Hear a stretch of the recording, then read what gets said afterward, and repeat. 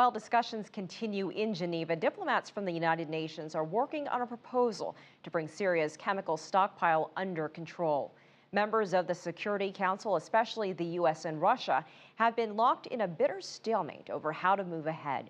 However, the Syrian government's willingness to join a UN treaty that outlaws the use of such agents has given them new momentum. For more, let's go live to CCTV's UN correspondent, Stephen Fee. Stephen. Well, Elaine, diplomats at the UN are expressing both enthusiasm and also skepticism. Enthusiasm, of course, that diplomacy could actually prevail here, but also skepticism about just how serious Syria is about getting rid of its chemical weapons stockpile. And following a hint from his country's president earlier in the day, Syria's UN envoy said that he had a special message for reporters just this afternoon. Legally speaking, Syria has become, starting today, a full member of the convention.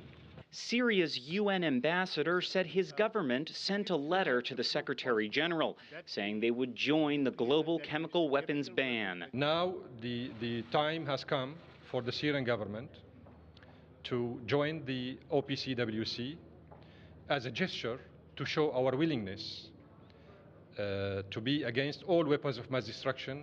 It's an initial step in the global drive to place Syria's chemical stockpile under international control.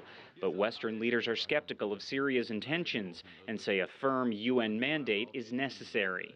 A resolution must establish a binding commitment for the Syrian regime to give up its chemical weapons within a specific time frame.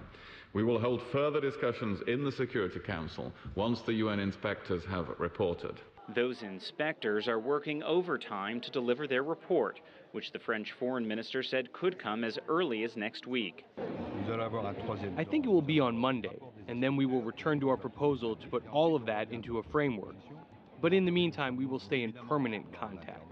With Russia and the U.S. locked in negotiations, the UN's envoy for Syria said he still hoped for an eventual peace conference in Geneva that's been delayed for months. We hope that once they have done what they have to do with the Russians on this chemical issue, we will start talking again about Geneva. But resolving the chemical issue could be a long time coming. Russia's expressed opposition to a UN resolution that's militarily enforceable, a condition Western leaders say is necessary. And Elaine, Syria's UN ambassador said that they were willing to get rid of their chemical weapons stockpile and indeed said they had those chemical weapons only as a deterrent for Israel's alleged nuclear weapons stockpile. And Stephen, does joining the Chemical Weapons Convention set a timeline on when Syria's weapons will be destroyed? Well, not really. I mean, parties to the convention have to declare their stockpiles. They then have to allow inspectors into their country for snap inspections, and they eventually have to institute a mechanism for either destroying those chemical agents or decommissioning them in some other way. But as your guest said earlier, there are many parties to this treaty, including the United States and Russia, that still have to work through their chemical agents. And what about those reports that the results of that UN inspection could come out next week? What are you hearing there at the UN? Well, the official UN line is there is no timeline. UN officials were very tight-lipped when asked about this today. But as the French foreign minister pointed out in our tape piece, and also French diplomats here in New York were saying they're maybe expecting this report as early as Monday of next week. The British foreign secretary also suggesting we'd see it early next week. The only other indication we got was from the Australian ambassador who holds the presidency of the Security Council. He said that report would come sooner rather than later, but wasn't willing to give up any much more.